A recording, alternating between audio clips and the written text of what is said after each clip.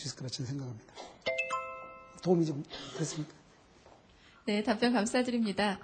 그야말로 요즘에는 이 기업의 CEO의 자세 그리고 역할이 점점 변화되고 있다는 생각이 드는데요.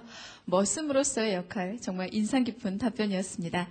계속해서 다음 질문을 받도록 하겠습니다. 자, 저 뒤쪽에 있는 여학생분에게 발표할 기회를 드리겠습니다.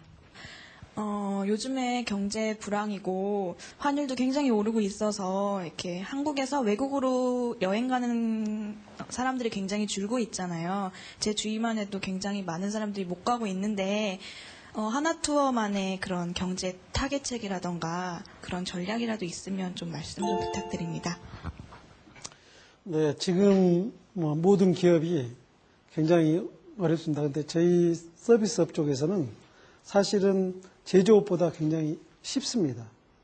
다른 얘기로 얘기하면 제조업은 현실적으로 환율이 올라도 원재료를 계속 구입을 해야 됩니다.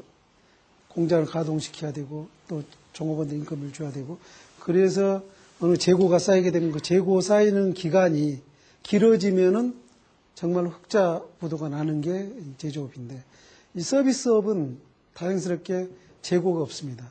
그러다 보니까 유기관리만 잘하면 되거든요. 근데 저희가 보면 성장할 때마다 위기 때 성장을 했어요. 그래서 지금도 준비를 하고 있는 게 금년에는 저희가 흑자를 내고 이렇게 움직여 왔습니다. 지금 상황이 안 좋아도 그럼 내년에는 상반기에는 굉장히 좋지 않을 거라고 저희도 판단하고 있고 근데 이 좋지 않는 중심에는 지금 환율이 있습니다. 우리 1,400원을 오르내고 있는 이 환율이 1,100원대까지 내려와야 결국은 우리나라 국민들도 여행을 갈 거라고 저희는 생각을 하고 있고 그 시기를 지금 내년 6월까지로 보고 있습니다. 왜냐하면 삼성경제연구소의 장기전략기획팀이랄지 이런 데서 나온 자료들을 보면은 내년 환율을 1,040원으로 잡고 있습니다.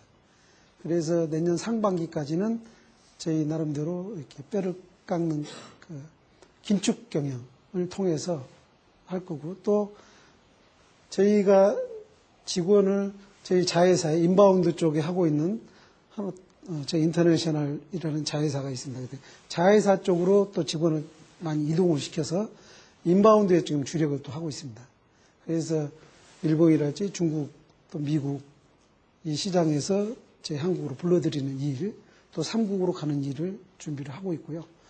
그래서 제 생각에는 내년 상반기 정도에는 오히려 인바운드 쪽에 더 치중을 해서 인바운드 시장을 좀 더 활성화시키는 쪽에 저희 에너지를 소비를 하고 하반기 되면서부터 저희가 하던 또 아웃바운드도 충실히 잘 해나갈 그런 준비를 지금 하고 있습니다. 네, 고맙습니다. 자, 그럼 계속해서 다음 질문 받도록 하겠습니다. 저 뒤쪽에 계신 여학생분께 기회 드리겠습니다. 안녕하세요. 저는 성균관대학교 사학과 4학년에 재학 중인 김가연입니다. 강의 잘 들었고요. 제가 궁금한 게 요즘 들어서 그 롯데 JTB나 CJ 같은 경우나 아니면 SK 같은 경우도 다 그러니까 여행업에 좀 진출하고 있는 걸로 알고 있는데 그러니까 이전과 다르게 이렇게 대기업들이 여행업에 진출함으로써 그러니까 여행업 판도가 좀 어떻게 달라질 거라고 생각하시는지 말씀해 주셨으면 좋겠습니다. 네. 대기업이 여행업에 진출을 한다.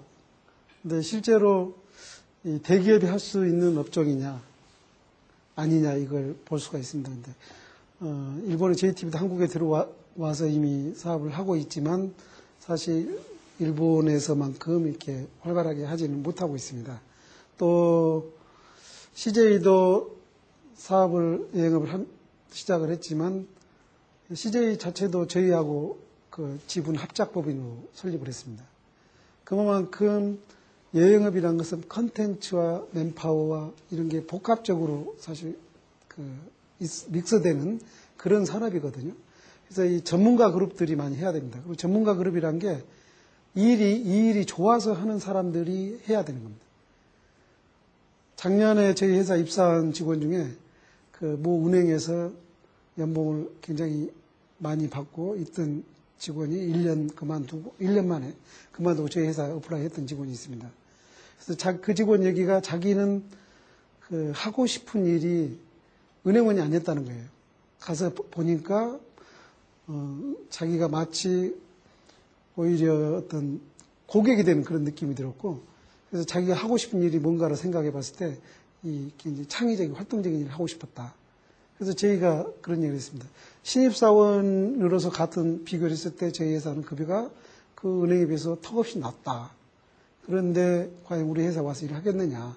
그런 얘기를 했었고, 그때 그 직원은 자기는 하고 싶은 일을 하고 싶다. 그러면서 합격만 시켜준다면 하면 열심히 해보고 싶다고 해서 제가 합격을 시켜주고, 저도 이제 그 직원을 워치를 하고 있는데 참 잘합니다. 그 이유가 자기가 하고 싶은 일은 우리가 밤새워서도 하잖아요. 마찬가지인 것 같아요. 저희 직원들 보면은 밤늦게까지 열심히 자기 일을 하는 직원들 굉장히 많거든요. 누가 시키지 않아도. 그래서 그 열정을 갖고 있는 직원들이 결국은 회사를 만들어가고 있기 때문에 어떤 기업에서, 대기업에서 돈으로 그 규모 경제를 끌어갈 수는 상당히 힘든 게 여행업입니다. 그런 생각을 합니다.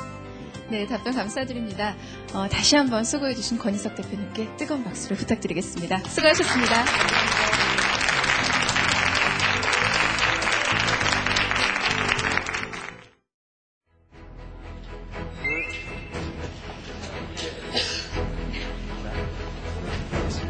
로마가 20만의 작은 군대를 가지고 몇백만의 외국 적들하고 와서 싸워서 이길 수 있었던 게 현장에서 디시전을 바로바로 내릴 수 있었기 때문입니다. 그런 이유로 저희 회사도 마찬가지로 현장에서 권한을 대폭 줘서 바로 결정할 수 있는 그런 환경을 만들어주고 있습니다. 특히 다른 회사 같으면 임원들이 결정할 일을 저희 같은 담당 팀원이 결정할 수 있도록 해주고, 또 심지어는 해외에서 하고 있는 어떤 변수 이런 것도 해외 현지에서 바로 해결하고 그 다음에 회사하고 나중에 거기에 대해서 협상을 하거나 토의를 하거나 이런 상황으로 만들어 가고 있거든요. 그래서 현장의 중요성이 가장 중요하다는 그런 부분이 이 책에 많이 나와 있습니다. 이 책을 제가 추천하고 싶습니다.